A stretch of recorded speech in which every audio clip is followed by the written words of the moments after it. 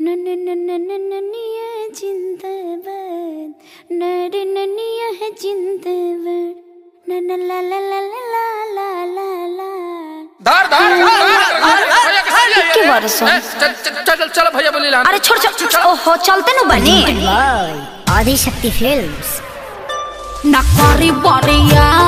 रे जी तू रब पिचकारी जी के जाल फेकम रउआ के तन न फंसे ये बरारी जी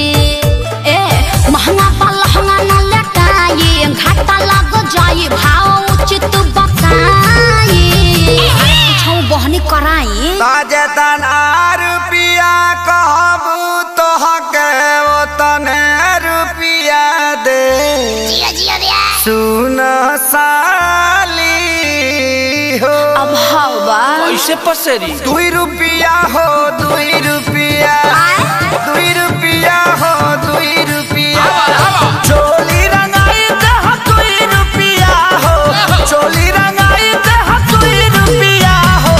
साया रंगाई पौने 2 रुपिया चोली रंगाई दे 2 रुपिया रे साया रंगाई पौने 2 रुपिया आए विवेक जी तनी बेंजू पेरी तो जो खपे चुका रही आस खोदी जन पता ना जन जाइया जे जागे कि जाना वहाँ जाइया जे जागे तो हट दोसरा के धनवा जन वहाँ जाइया जे जागे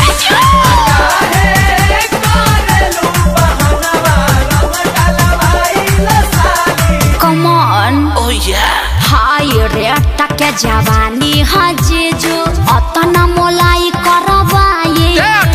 हजारा 2000 तक कुछाओ नइखे लाखों में हम बतियाए ना अरे नहीं करो ना चीनी यार रंग सरे ई तो होली के भेकसी नहीं अरे बाबा रंग सरे ई तो खपेरा मसी नहीं दोसर दुआर जाके देखी ओनिया रंग फेंकी छिट्टा माल ना भेटाई अरे कहता आधा काठा लिख दे हबखे अरे पूरा लिख दे बाकी डालब भर पे आरी खेत बेचवा बनबो का ब्यास तो तहार का जाता 2 रुपिया हो 2 रुपिया फिर है बाप 2 रुपिया हो 2 रुपिया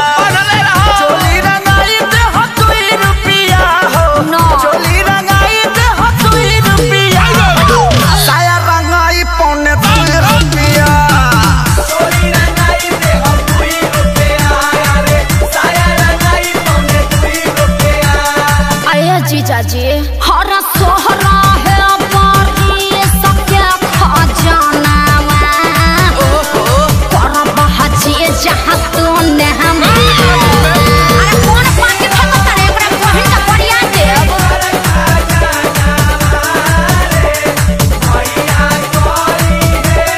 अरे पंजर के सार का हो बिना सिक के झाड़ू सुन ले बानी बिगहा के बिगहा राउर जोत जोताला जी बजट कुछाऊ बढ़ाई जीजा तबे रंगाई उच खाला जी खाली पैसा पैसा तू कइले बारू सुन साली हमारा अभिले ना कुछ रंगवइले बारू साली हमार गोरी किसमिस नाच खइले घेरा खइबा लोग अखिलेश खेसारी न पोल्हाई आकाश श्याम के बोलाई रंगाई आई लगा हर तबला पहुड़ का बजा दिहन अरे जुगु जुगु जिया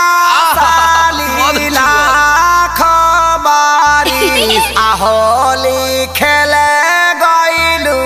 सी आये जीजा जी खूब जियत रही अपने ढारत रही अपने पियत रही तहार के पी है 10 टकियावा दी ना बाल्टन के आओ अभा 2 रुपिया होते हम 2 रुपिया हाँ 2 रुपिया होते हम 2 हाँ रुपिया तो वो दे ये दे चोली रंगाई दे हम 2 रुपिया हो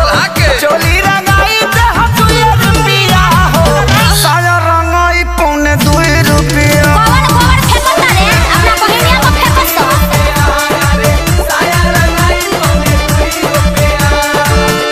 लहई चरनिया चोली किन के राज कर, अपना हिट मशीन जीजा जी पर नाज कर।